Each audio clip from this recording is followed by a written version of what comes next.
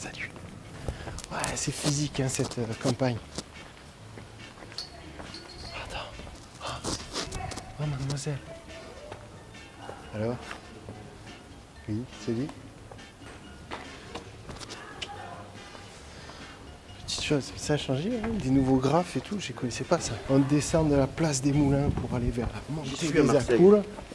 On est à montée des Accoules. Donc d'après ce que je sais, en fait, la plupart des quartiers de Marseille ont été détruits ou reconstruits à plusieurs époques. Et le Panier, ça serait le seul qui resterait en l'état.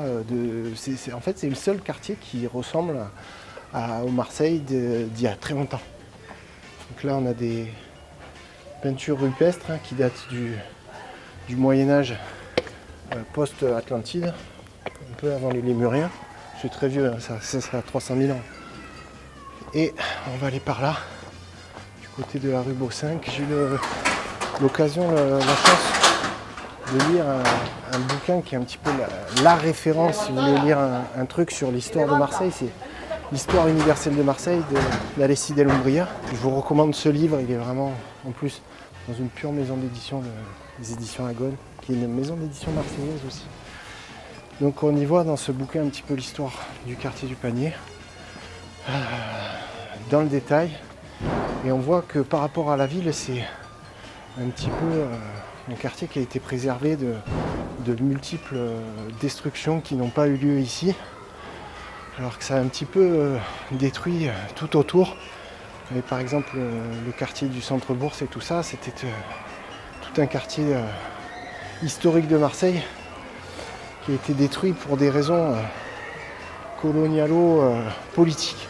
Je dis qu'on va au Panier, on va au Panier, quoi. Je veux dire, on n'est pas là pour aller à Perrier ou à Mazargues, quoi, je veux dire. Tiens, on va prendre à gauche, là, pour retomber sur la rue Beau-5. On aura marché, hein.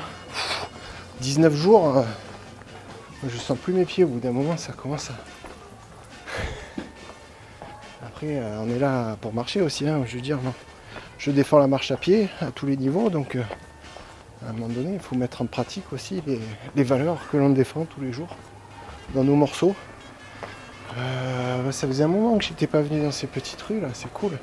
J'adore ce quartier de toute façon. Pas mal de fleurs, de végétaux et tout ça.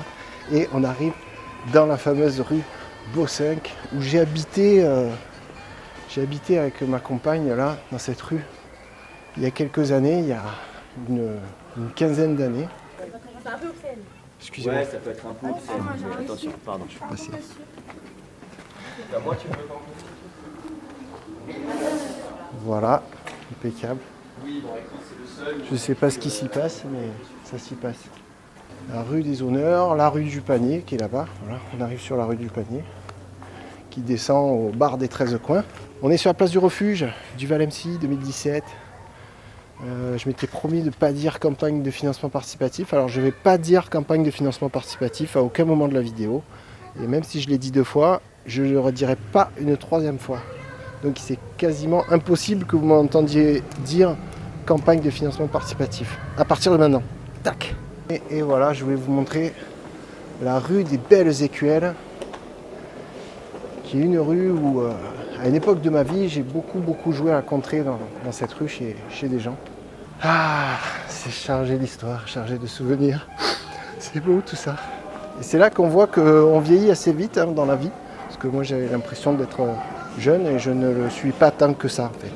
C'est la rue des Belles Écuelles, j'en profite pour faire un énorme big up à tous les gens qui ont habité dans la rue des Belles Écuelles que je connais et qui me connaissent. Ouais, c'était une époque cool hein, quand même.